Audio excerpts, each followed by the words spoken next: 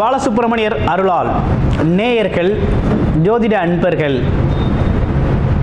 ஆன்மீக அன்பர்கள் அனைவருக்கும் அன்பான வணக்கங்கள். நான் உங்கள் வாழ்க வளமுடன் ஜோதிடர் ஸ்ரீ குரு சுந்தரவடிவேல். இப்போ பார்த்தீங்கன்னா 2025 ஆங்கில புத்தாண்டு பலன் எப்படி இருக்க போகுது அப்படிங்கிறதை பற்றி விரிவாக நம்ம பார்க்க இருக்கிறோம். நம்ம சேனல் வாயிலாக பார்த்தீங்கன்னாக்க புத்தாண்டு பலன்கள், அது மட்டும் இல்லாமல் கிரக பெயர்ச்சி பலன்கள், மாத பலன்கள் அப்படின்னு தொடர்ச்சியாக பலன்கள் நம்ம கொடுத்துக்கிட்டு இருக்கோம். நிறைய பேர் பார்த்தீங்கன்னா நல்ல ஆதரவு தெரிவிச்சுக்கிட்டு வர்றீங்க. அது மட்டும் இல்லாமல் நிறைய ஜாதகங்கள் கொடுத்து நமக்கு பார்த்துக்கிட்டு வர்றீங்க. ஆமாம், திருக்கணித முறைப்படி ஜாதகம் எழுதவும் கொடுத்துருக்கீங்க. அனைவருக்கும் நன்றியும் வாழ்த்துக்களும். இப்போ பார்த்தீங்கன்னாக்க இந்த 2025 4 விதமான பெயர்ச்சிகள், கிரகங்கள் பெயர்ச்சி அடையுது. இப்போ இதில் முக்கியமான பெயர்ச்சி அப்படின்னு எடுத்துக்கிட்டோம்னா குரு பெயர்ச்சி, சனி பெயர்ச்சி, ராகு கேதுக்களோட பெயர்ச்சி அப்படிங்கிற பெயர்ச்சிகள் இருக்குது. இதில் உங்களுடைய ராசிக்கு மெயினாக இப்போ ஒரு விஷயம் ரிலீஃப் ஆகிட்டீங்க. என்னன்னா, இந்த 7.5 சனி அப்படிங்கிற ஒரு பாதிப்பில் இருந்தீங்க இல்லையா, மகர ராசி. காலச்சக்கரத்தின் 10வது ராசியான மகர ராசி எப்போதுமே தொழில், வேலை, வருமானம் அப்படின்னு சொல்லி அதை பற்றியே அசைவு போட்டுக்கிட்டு இருக்கக்கூடியது அமைப்பு கொண்டவர்கள். ஆமாம், கௌரவம், பதவி, பட்டம் சார்ந்து யோசிக்கிறது. ஆமாம், வியாபார ராஜதந்திரங்களை அறிஞ்சு வச்சிருக்கிறது. ஆமாம், தொழில் நுணுக்கங்களை கற்று வச்சிருக்கிறது.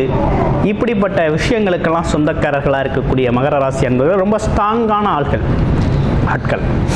இவங்களுக்கு பாருங்கள், இப்போ இந்த வருடத்தில் இந்த சனியால் ஏற்பட்ட 7.5 சனி பாதிப்பு அப்படிங்கிறது டோட்டலாக விலகிடுச்சு. 7.5 சனி பாதிப்பிலிருந்து முழுமையான விடுதலை மகர ராசி அன்பர்களுக்கு மிகப்பெரிய முழுமையான விடுதலை அப்படிங்கிறது ஏற்பட்டுச்சு. இனி பார்த்தீங்கன்னா அப்படி ஒரு பாதிப்பு அப்படிங்கிறது உங்களுக்கு இனி இல்லை. ஒரு சிறப்பான விஷயந்தான். அடுத்து உங்களுக்கு 3ஆம் இடத்துல ராசிநாதன் சொல்லக்கூடியவர் 3ஆம் இடத்துல போய் பயணம் பண்ணுறார், முயற்சி ஸ்தானத்தில். ஆமாம், ராசிநாதன் 3ஆம் இடத்துல போய் மறைகிறாரு அப்படின்னு கூட எடுத்துக்கலாம். அப்போ 3ஆம் இடத்துல மறைகிறாரு அப்படின்னா கொஞ்சம் கவனம் எடுத்துக்கணும். முயற்சிகளில் கொஞ்சம் அதீத முயற்சிகள் கண்டிப்பாக உங்களுக்கு வேலை, தொழில் சார்ந்த விஷயத்துக்கு தேவைப்படுது அப்படிங்கிற மாதிரி தான் அமைப்பு. அதே போல் மூத்த, இளைய சகோதர, சகோதரி உறவுகளில் ஒற்றுமை பாராட்டணும் அப்படிங்கிற ஒரு அமைப்பு இருக்குது. பிரிவினைகள் இல்லாது பேச்சுவார்த்தைகளில் பார்த்தீங்கன்னாக்க கவனம் ஏற்படுத்தும் வகையில் இந்த வருடம் அமைஞ்சிருக்கு. அடுத்து பாருங்கள், 2ஆம் இடத்துல ராகு கேதுக்களோட பெயர்ச்சி எப்படி இருக்குது அப்படின்னு பார்க்கையில் 2இல் ராகு, 8இல் கேது. மகர ராசி அன்பர்களுக்கு 2இல் ராகு வந்துட்டார் அப்படின்னாலே கொஞ்சம் பேச்சில் கூடுதல் பேச்சு வரும். ஆமாம், அதிகப்படியான பேச்சு, அசாத்திய துணிச்சல், எதற்கும் பார்த்தீங்கன்னா ரொம்ப ஸ்ட்ராங்காக உத்தரவாதம் கொடுக்கறது, நம்பிக்கையை ஏற்படுத்துறது, இப்படிப்பட்ட விஷயங்கள்லாம் செய்ய ஆரம்பிப்பீங்க. உங்களோட பொருளாதார சூழ்நிலையும் அதே நேரத்தில் உங்களால் முடியும் என்றால் அந்த மாதிரி பண்ணுங்கள். இல்லைன்னா பேச்சு வாக்கில் அவசரமாக இந்த மாதிரி விஷயத்தெல்லாம் கொடுத்துடக்கூடாது. அடுத்து குடும்பம்லாம் எப்படி இருக்க போகுது அப்படின்னா, ராகு குடும்பத்துக்குள்ளே வந்துட்டார் அப்படின்னாலே வெளிநபர்களை குடும்பத்துக்குள்ள அலோவ் பண்ணாதீங்க. ஆமாம், அதே போல் வெளிநபர்களோட பேச்சு, சொல், செயல் அதை கேட்டு உங்கள் குடும்பத்தில் தேவையில்லாத பிரச்சனைகள், சங்கடங்களை உருவாக்கிக்க வேண்டாம். ஏன்னா கூடவே இருக்கக்கூடிய ஆளுகளை விட்டுட்டு எப்போவோ திடீர்னு வந்த ஆளுக பேச்சை கேட்டு, வந்த ஆளுக செயலை பார்த்து உங்களுக்குள்ள ஒரு குடும்பத்தில் கழகங்களை உருவாக்கிக்க வேண்டாம் அப்படிங்கிற மாதிரி இருக்குது. அதனால் 3ஆம் தரப்பு, 3ஆம் ஆளுங்க அப்படிங்கிறத உங்கள் குடும்பத்துக்குள்ளே அலோவ் பண்ணாதீங்க. அக்கம் பக்கத்து வீட்டு சிக்கல்கள்லாம் உங்கள் வீட்டுக்குள்ளே வராமல் பார்த்துக்க. மற்றபடி வேற ஒன்றும் பெரிய பிரச்சனை இல்லை. வருமானம் எப்படி இருக்கும் அப்படின்னா, வருமானத்திற்கான பல்வேறு வழிகள் கிடைக்கும். பல்வேறு தரப்பட்ட மக்களோட உதவிகள் கிடைக்கும், பல்வேறு விதமான நண்பர்கள் கிடைப்பாங்க. ஸோ வருமானத்தை பொறுத்தவரையில் ஒன்றும் பெரிய குறை இல்லை. அதே நேரத்தில் பழக்க வழக்கம், வருமானம் சார்ந்த விஷயங்கள், பல்வேறு துறை சார்ந்த முன்னேற்றங்கள், தொழில் வாய்ப்புகள் இதெல்லாம் வந்து நிறைய கிடைக்கிது, பயன்படுத்திக்கலாம். அடுத்து 8ஆம் இடத்துல கேது. 8ல் யாராவது ஒரு கிரகம் இருந்து தான் ஆகணும். அப்போ கேது இருக்கிறது ரொம்ப நல்லது. ஆமாம், வீண் விவாதங்கள், வீண் வாக்குவாதங்கள், வீணான பிரச்சனைகள்லாம் தவிர்க்கப்படுது. அதே நேரத்தில் 8ல் கேது இருக்கிறது அப்படிங்கிறது பார்த்திங்கன்னா கொஞ்சம் தொலைதூர பயணங்கள்லாம் அவங்களுக்கு சாதகமாக முடியும்.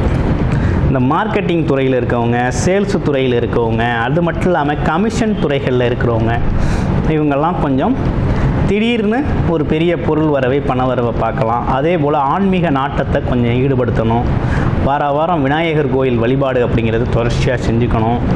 இப்படிப்பட்ட விஷயங்கள்லாம் செஞ்சுக்கிட்டு வரோம் நீங்கன்னா உங்களுக்கு ரொம்ப சிறப்பாக இருக்கும். அடுத்து குரு பகவான், குரு பயிற்சி எப்படி இருக்க போகுது அப்படின்னு பார்க்கையில், குரு பயிற்சி அப்படிங்கிறது உங்களுக்கு உங்களுடைய ராசிக்கு எப்படி இருக்குது அப்படின்னு பார்க்கையில், உங்களோட ராசியிலுக்கே 2ஆம் இடத்தை குரு பார்க்குறாரு, 12ஆம் இடத்தை குரு பார்க்குறாரு, 10ஆம் இடத்தை குரு பார்த்தார். அப்போ 2, 10, 12ஆம் இடங்களில் குரு பார்க்க மகர ராசிக்கு இந்த வருடம் பார்த்திங்கன்னா குரு பயிற்சியால் தொழில் முன்னேற்றம் அடையுது. தொழில் மூலமாக வீட்டுக்கு நல்லதொரு வருமானம் வருது. வேலை, தொழில், வியாபாரம் சார்ந்த விஷயங்கள் மிகப்பெரிய லெவலில் சக்ஸஸ் பண்ண போகிறீங்க, வெற்றி அடைய போகிறீங்க. நல்ல ஒரு பொருளாதாரத்தை ஈட்டி எடுக்கக்கூடிய காலகட்டமாக இருக்குது. குடும்பத்தில் மங்கள நிகழ்ச்சிகள் நடத்தக்கூடிய காலமாக இருக்குது. அதே நேரத்தில் வெளிநாடு, வெளியூரில் போய் தான் சம்பாதிக்கணும் அப்படின்னு சொல்லி முயற்சி செஞ்சுக்கிட்டு இருக்க அனைவருக்குமே பார்த்திங்கன்னா இந்த காலகட்டத்தில் வெளிநாடு, வெளியூர் போகக்கூடிய அருமையான வாய்ப்பு அப்படிங்கிறது அமையுது. மருத்துவமனை செலவுகள் குறையுது. ஆமாம், அதனால் விரய செலவுகள் குறையக்கூடிய காலகட்டமாகவும் இது காலகட்டமாக இருக்குது. அப்போ மகர ராசியை பொறுத்த வகையில் தொழில், குடும்பம், வருமானம் சம்பந்தப்பட்ட விஷயங்களில் மிகப்பெரிய அளவில் முன்னேற்றத்தை காண போகிறீங்க. நீண்ட நாள் நீங்கள் எதிர்பார்த்த உங்களுக்கு தேவையான விஷயம் தேவையான நேரத்தில் கிடைக்குது அப்படின்னா இந்த வருஷம் தான் கிடைக்க போகுது. கிடைக்கிறதுக்கான அனைத்து வாய்ப்புகளும் உங்களுக்கு கிடைச்சிருக்கு. அதே நேரத்தில் 12ஆம் இடத்தை குரு பார்க்கறதுனால கொஞ்சம் விரய செலவுகள் எதுவும் கொடுப்பாரோ அப்படிங்கிறது மாதிரி ஒரு எண்ணம் தோன்றும்.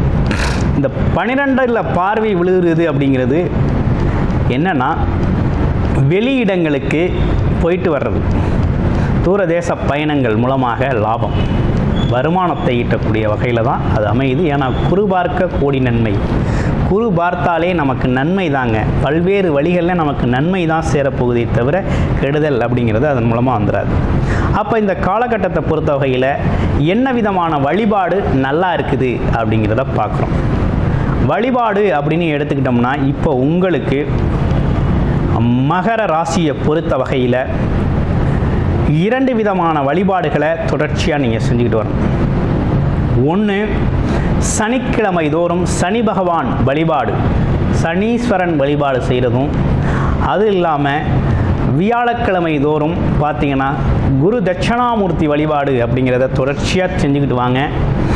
தொழில், வேலை, வருமானம், உடல் ஆரோக்கியம், ஆமாம், குடும்பத்தின் முன்னேற்றம், மேன்மை, உயர்வு, பதவி உயர்வு, அதே நேரம் அரசியல் அதிகாரங்கள், மக்கள் புழக்கம், மக்களோட தொடர்பு, ஆமாம், அறப்பணி செய்கிறது, அதே போல் பார்த்திங்கன்னா கோவில் சார்ந்த விஷயங்கள், ஆமாம், இந்த மாதிரி விஷயங்களுக்கெல்லாம் கோவில், அடிக்கடி கோவிலுக்கு ஏதேனும் செய்கிறது, ஆமாம், எப்போதுமே ஒரு அமைதியான சூழ்நிலையை மனசுக்குள்ளே கொண்டு வந்து அதற்கு பிறகு நீங்கள் சாதிக்கணும் அப்படிங்கிறத தாராளமாக அந்த காலகட்டத்தில் சாதிக்கலாம்.